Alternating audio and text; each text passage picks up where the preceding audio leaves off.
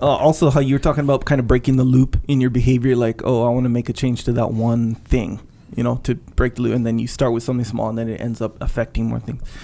And you mentioned sometimes it's hard because you don't get pats on the back for those little things, Yeah, well, they're often so small that it's humiliating that you even have to do them. Yeah. But and a lot of time, like to yourself, it's like kind of big, like oh, I'm gonna drink 8 glasses of water a day now, and then it's almost like you're seeking that pat on the back, like you want to tell your friend, like, hey, I drink eight glasses of water now, and they're just like, yeah, so.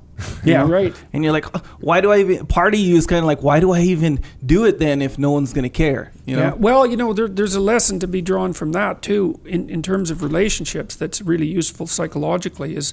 And this is a big mistake that people won't make. It's like if you want to have a good long-term relationship with someone, then you watch them constantly, and when they do something that you like, you let them know. Yeah. Even if it's a small thing. Yeah. Because they're way more likely to do it again. And so sometimes a person will have kind of an inkling about what they might do that's good, or that would be good for their relationship with you, or that might even just be pleasing to you, but they won't say anything. Yeah. They're like afraid because maybe they won't get attention for it. Yeah.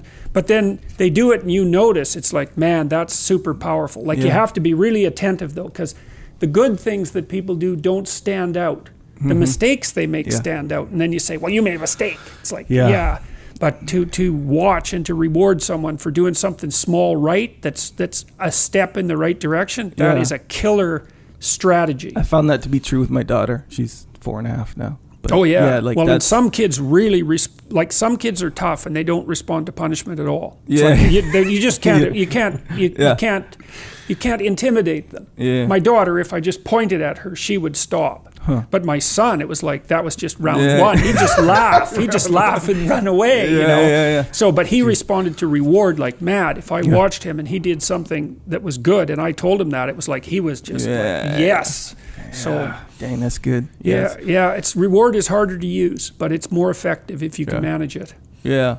And then that's not like kind of how you say, where you're like, be careful with the reward when you give like too much reward for these small things, and then they come to expect that kind of thing. That's the problem with the self-esteem movement, Every kid gets a trophy day. Yeah. It's like inflating the currency. Gotcha. If everything is good, then nothing is good, because there has to be a distinction. So you want to watch, and you want to see when the person's made an effort, and you want to see when they've gone beyond the call of duty. And then you want to say, hey, I noticed that was really good. Yeah. And it is, scarcity really matters in those situations, because otherwise it just turns into noise. Yeah. Yeah, patronizing noise even, which is even worse. It's like, oh, you're doing well. Oh, you're doing well. It's like, leave me alone. Yeah. It's such a lie. Yeah. I have a fun